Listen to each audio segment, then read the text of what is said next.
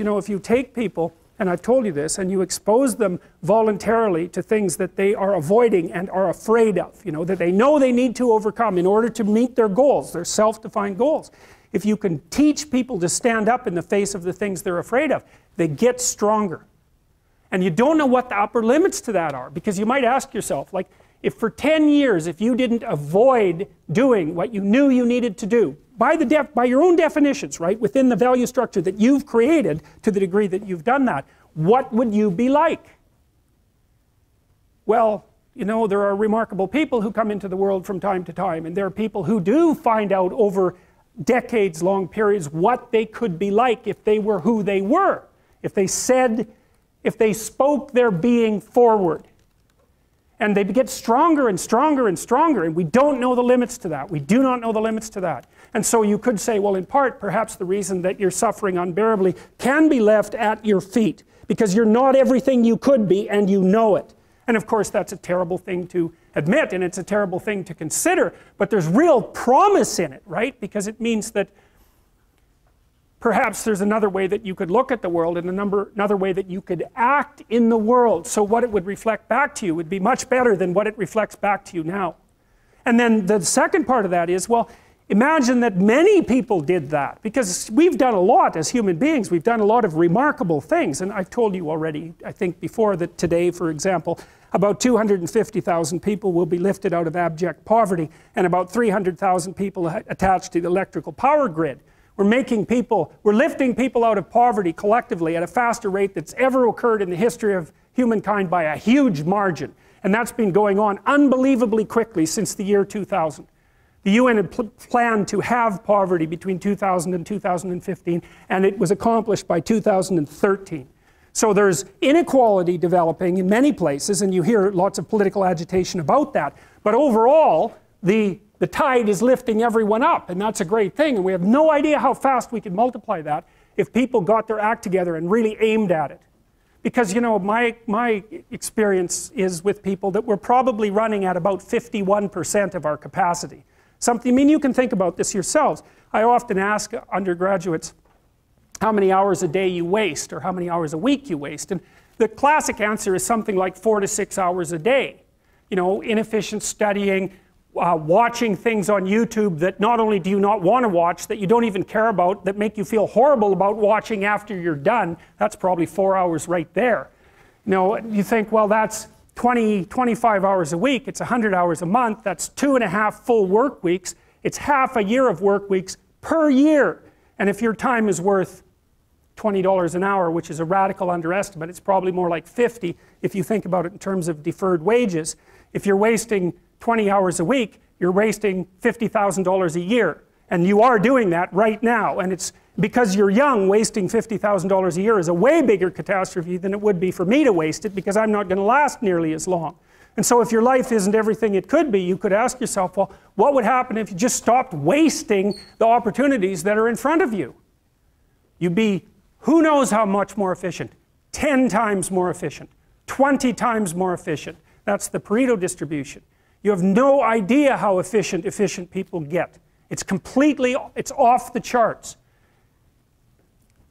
Well, and if we all got our act together collectively and stopped making things worse, because that's another thing people do all the time, not only do they not do what they should to make things better, they actively attempt to make things worse because they're spiteful or resentful or arrogant or deceitful or homicidal or genocidal, or all of those things all bundled together in an absolutely pathological package.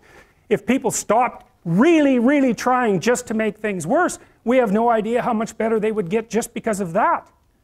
So there's this weird dynamic that's part of the existential system of ideas between human vulnerability, social judgment, both of which are major causes of suffering, and the failure of individuals to adopt the responsibility that they know they should adopt. And that's the thing that's interesting too, is that, and like another thing I've often asked my undergraduate classes is, you know, there's this idea that people have a conscience. And you know what the conscience is. It's this feeling or voice you have in your head just before you do something that you know is stupid, telling you that probably you shouldn't do that stupid thing.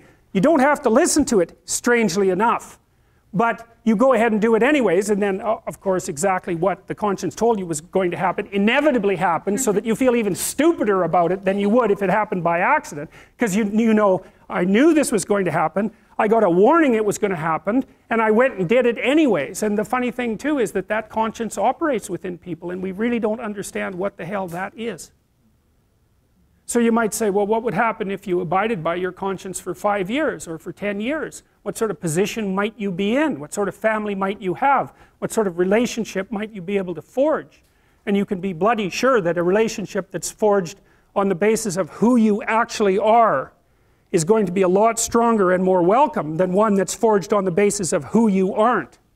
Now, of course, that means that the person you're with has to deal with the full force of you in all your ability and your catastrophe, and that's a very, very difficult thing to negotiate. But if you do negotiate it, well, at least you have something, you have somewhere solid to stand, and you have somewhere to live, you have a real life, and it's a great basis upon which to bring children into the world, for example, because you can have an actual relationship with them instead of torturing them half to death, which is what happens in a tremendously large minority of cases. Well, it's more than that too, because, and this is what I'll close with, and this is why I wanted to introduce Solzhenitsyn's writings to you. You see, because it isn't merely that your fate depends on whether or not you get your act together and to what degree you decide that you're going to live out your own genuine being. It isn't only your fate, it's the fate of everyone that you're networked with. And so, you know, you think, well, there's 9 billion, 7 billion people in the world. We're going to peak at about 9 billion, by the way, and then it'll decline rapidly. But 7 billion people in the world, and who are you? You're just one little dust mote among that 7 billion. And so it really doesn't matter what you do or don't do, but that's simply not the case. It's the wrong model, because you're at the center of a network. You're a node in a network. Of course, that's even more true now that we have social media. You'll know 1,000 people, at least, over the course of your life. And they'll know 1,000 people each, and that puts you one person away from 1 million, and 2 persons away from 1 billion.